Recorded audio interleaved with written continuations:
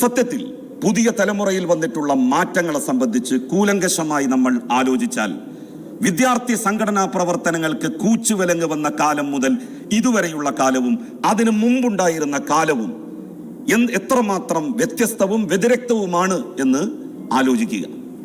Sir, വിദ്യാർത്ഥി രാഷ്ട്രീയ പ്രവർത്തനം നിരോധിക്കപ്പെട്ടതോടെ സ്കൂളുകളിലെല്ലാം വലിയ അക്കാദമിക് നിലവാരമുണ്ടായോ? വിദ്യാലയങ്ങളിൽ നിന്ന് സയന്റിസ്റ്റുകൾ വളരെ കൂടുതലായിട്ട് വന്നോ? ഇല്ല സർ. വിദ്യാർത്ഥി രാഷ്ട്രീയം നിലനിന്നിരുന്ന കാലത്ത് എത്രയാണോ നമ്മളുടെ വിദ്യാലയങ്ങൾ അക്കാദമികമായി മുന്നേറിയിരുന്നത് അത്ര തന്നെ ഇപ്പോഴും മുന്നേറുന്നുള്ളൂ എന്നുള്ളത് ഒരു വസ്തുതയാണ്. തെറ്റായിട്ടുള്ള ചില ധാരണകളാണ് മനുഷ്യരെ ഇത്തരത്തിലുള്ള നിഗമനങ്ങളിലേക്ക് എത്തിക്കുന്നത്. സാർ, വിദ്യാർത്ഥി രാഷ്ട്രീയം ശക്തമായിട്ടുള്ള സമൂഹത്തിൽ സാമൂഹ്യ പ്രതിബദ്ധത ഉണ്ടാകും. സത്യത്തിൽ നമ്മളൊക്കെ വിദ്യാർത്ഥി രാഷ്ട്രീയത്തിൽ പ്രവർത്തിച്ചിരുന്ന കാലത്ത് നമ്മളുടെ കുടുംബത്തിന് നമ്മൾ ഉപകാരപ്പെട്ടിരുന്നത് പോലെ വിദ്യാർത്ഥി രാഷ്ട്രീയമില്ലാത്ത ഇക്കാലത്ത് നമ്മളുടെ മക്കൾ നമ്മളുടെ കുടുംബത്തിന് ഉപകാരപ്പെടുന്നുണ്ടോ? നമ്മൾ ഓരോരുത്തരും നമ്മളുടെ മനസാക്ഷിയോടാണ് ഈ ചോദ്യം ചോദിക്കേണ്ടത്. സാർ, ഒരുപാട് കാരണങ്ങളുണ്ട് പുതിയ തലമുറയുടെ പ്രശ്നങ്ങൾക്ക്. ലഹരിയിൽ മാത്രമായി നമുക്കതിനെ പരിമിതപ്പെടുത്താൻ കഴിയില്ല. അധ്യാപകരിൽ മാത്രമായി അതിന്റെ ഉത്തരവാദിത്തം കെട്ടിയേൽപ്പിക്കാൻ കഴിയില്ല.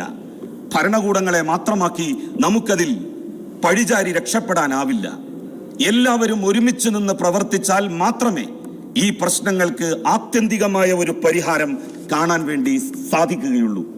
ഒരു സ്ഥാപനത്തിലെ തന്നെ ജൂനിയർ സീനിയർ വിദ്യാർത്ഥികൾ തമ്മിൽ സംഘർഷങ്ങൾ ഉണ്ടാകുന്നു. ഇപ്പോ ഒരേ സ്ഥാപനത്തിലെ വ്യത്യസ്ത ബാച്ചുകൾ തമ്മിൽ, മെക്കാനിക്കൽ ബാച്ചും നോൺ മെക്കാനിക്കൽ ബാച്ചും, ഓട്ടോമൊബൈൽ ബാച്ചും നോൺ ഓട്ടോമൊബൈൽ ബാച്ചും സംഘർഷങ്ങളിൽ ഏർപ്പെടുകയാണ്.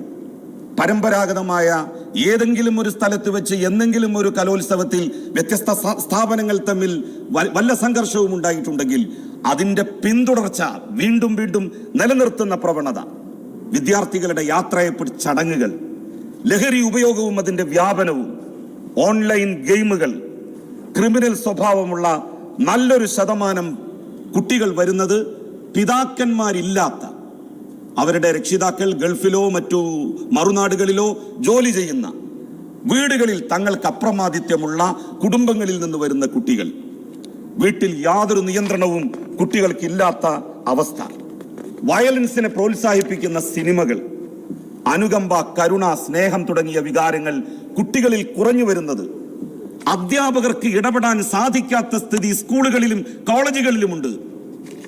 എന്റെ ഭാര്യ ഒരു സ്കൂളിന്റെ പ്രിൻസിപ്പലാണ്, ഹയർ സെക്കൻഡറി സ്കൂളിന്റെ. അവിടെ പ്രശ്നങ്ങൾ ഉണ്ടാകുമ്പോൾ അവൾക്ക് ഇടപെടാൻ കഴിയുന്നുണ്ട്. പക്ഷെ ഒരു പുരുഷ അധ്യാപകന് ചെന്ന് കുട്ടികളുടെ ഇടയിൽ നിൽക്കാൻ കഴിയുന്നില്ല. അവരെ രണ്ടു വശത്തേക്കും മാറ്റി നിർത്താൻ സാധിക്കുന്നില്ല. അവർക്കെതിരായി കേസുകൾ കൊടുക്കുന്നു. കുട്ടികളെ ശിക്ഷിക്കാൻ അധ്യാപകർക്ക് സാധിക്കാത്ത സ്ഥിതി. നിരപരാധികളായ നിരവധി അധ്യാപകന്മാർ കുട്ടികളുടെ ഭാവി ആഗ്രഹിച്ചുകൊണ്ട് എടുത്ത മാർഗങ്ങൾ, നിലപാടുകൾ, അതിന്റെ പേരിൽ കോടതി കയറേണ്ടി വരുന്ന അവസ്ഥകൾ. സാർ, ഇതൊക്കെ നമ്മളുടെ നാട്ടിൽ ഇപ്പോൾ നിലനിൽക്കുകയാണ്. സാർ, മക്കളെ ഉപദേശിക്കാൻ അർഹതയില്ലാത്ത രക്ഷിതാക്കളും നമ്മുടെ നാടിന്റെ ഒരു പ്രശ്നമായി മാറിക്കൊണ്ടിരിക്കുകയാണ്. എങ്ങനെ ഉപദേശിക്കും സാർ? രാവിലെ അല്ലെങ്കിൽ ഉച്ചക്ക് മദ്യഷോപ്പിൽ പോയി കള്ളുമടിച്ചു വന്ന് വീട്ടിൽ ഭാര്യയോട് കശപിശ കൂടുന്ന ഭർത്താവിന് മകനെ ഉപദേശിക്കാൻ, പിതാവിന് മകനെ ഉപദേശിക്കാൻ എന്തർഹത? സിഗരറ്റ് വലിക്കുന്ന പിതാവ് മകനോട് സിഗരറ്റ് വലിക്കരുത് എന്ന് പറഞ്ഞാൽ ഏത് മകൻ കേൾക്കും? മക്കളെ ഉപദേശിക്കാനും രക്ഷിതാക്കൾക്ക് ഒരു യോഗ്യത വേണം. അതുപോലെ തന്നെ അധ്യാപകരും യോഗ്യതയുള്ളവരായിരിക്കണം കുട്ടികളെ ഉപദേശിക്കാൻ. സാർ, ഹയർ സെക്കൻഡറി സ്കൂളിൽ ബൈക്കുകളില്ലാതെ കുട്ടികൾ വരുന്നില്ല. 10ാം ക്ലാസ് പാസ്സാകുമ്പോൾ 15 വയസ്സാണ് കുട്ടിക്ക്.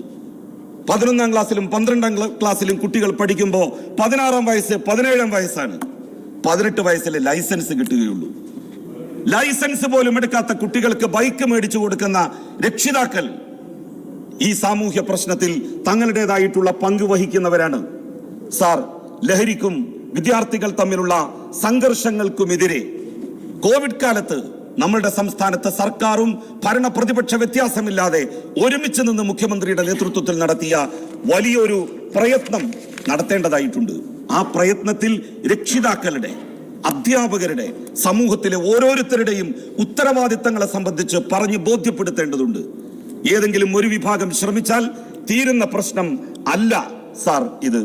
മാതാപിതാക്കളെയും കുട്ടികളെയും അധ്യാപകരെയും ഒരാഴ്ച തുടർച്ചയായി എല്ലാ മാധ്യമങ്ങളിലൂടെയും കക്ഷി രാഷ്ട്രീയത്തിന് അതീതമായി ഭരണ പ്രതിപക്ഷ ഐക്യത്തോടുകൂടി മുഖ്യമന്ത്രി അഭിസംബോധന ചെയ്യുന്ന ഒരു പ്രശ്നം, ഒരു കാര്യം യാഥാർത്ഥ്യമായാൽ ഇതിന് ഒരു പരിധിവരെ തടയിടാൻ നമുക്ക് സാധിക്കും സാർ.